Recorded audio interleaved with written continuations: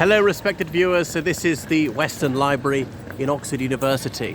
So it's not Western Library, it's Weston. You can see the spelling of it dead ahead. So by the 1930s, Oxford University was running out of library space. So it was decided to build this one here, and they commenced construction in 1937. It got the name because a Canadian businessman called W. Garfield Weston, he put up the money for the construction of it. He had not attended Oxford University. He was of British stock. He made his money through bakeries and other things in what was then sometimes called British North America.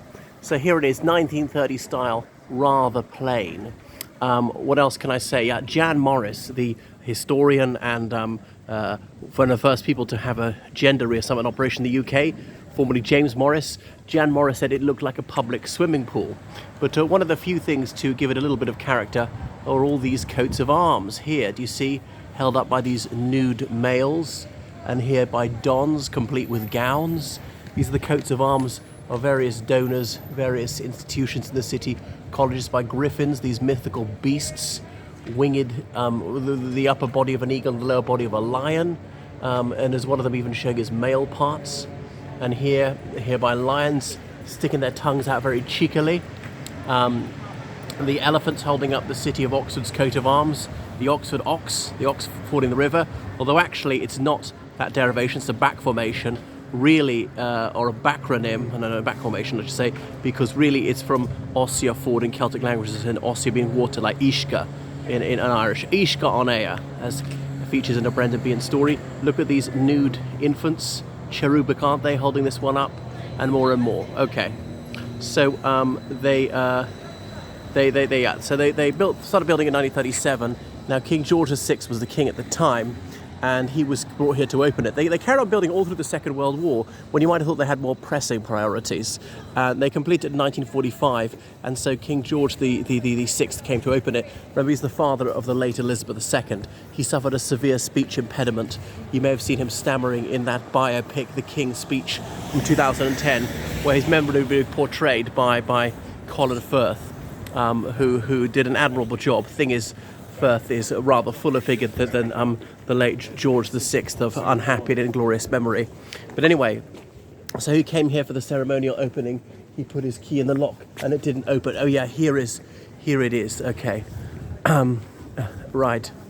But here it has the opening date as 1937. I thought that's when they began opening it. Okay, so this new hall of the Bodleian, this first stone was put here by Queen Mary. Yeah.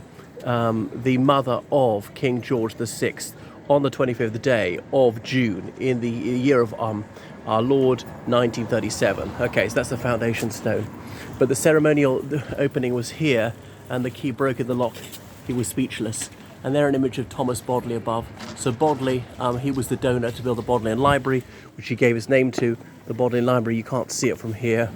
Looking over there, this is the Clarendon buildings, and the other side of that is the Bodleian Library. So what's now the Western Library was known as the New Bodleian for decades. But about 2015, it needed a major renovation. So they went back to the Weston family and said, are you still rich? And they said, stinking rich. They said, your grandfather gave us all this money for this, and we didn't even name it after him. We'll call it the New Bodleian. So if you give us a few million more quid for the renovation, we will name it in honour of your late grandfather. So indeed they did. And that's why it's now the Weston Library. So I have a non-rhotic accent. You might think I'm trying to say Western Library, but I'm not. And look, the two angel supporters of the university's coat of arms, Dominus Illuminatio Mea. Okay, 1939 it says there. But I think only just this bit of it. I thought it was finished towards the end of the war. Anyway, shows what I know. That's Parks Road. So that is a bit of the Western Library. Anyway, we can go into it later on. There are mostly books in India and Pakistan in the old days upstairs. Of course, the physical books don't matter over much since we've now got things, in electronic format. And there are warehouses a few miles away. They're ferrying books back and forth by minibus a few times a day, or minivan, I should say. And here's the end of it. Okay, that's the rear entrance, and beyond of it, you're seeing a bit of Trinity College, as in Trinity College Oxford, not Trinity College Dublin, or indeed Trinity College Cambridge. And over there, not the white building, beyond the whitish building, with this tower, round tower, That was the Indian Institute, then the History Faculty Library. I don't even know what it is now, but they keep repurposing these things. So we can go into the Weston Library. So it's open to the public any time of day, not the actual books, but certainly the entrance area, where there's a little cafe and a lavatorium. Bit of a life hack to know. Why is this young lady in an evening gown in the morning? But you know, the walk of shame, as we used to call it, if you ended up in somebody's room and had only your evening clothes to come back in the next day. I can't think. Okay, maybe she's had a lovely evening. Now, I'm trying to zoom out a bit. Yes, not frightfully adept at this thing. Okay, so we can go into the Weston Library and see what it looks like. So it's got a handsome interior, and you can buy tickets there to get into the Divinity School or tours of the old Bodleian Library. Maybe we simply call it the Bodleian because there's no new Bodleian Library. What was formerly known as the New Bodleian Library is now the Weston, as already said. So, some displays meant to be inviting. I remember there was skaters in the old days, using their skateboards out here. Okay, in we go. Open sesame. That's magic.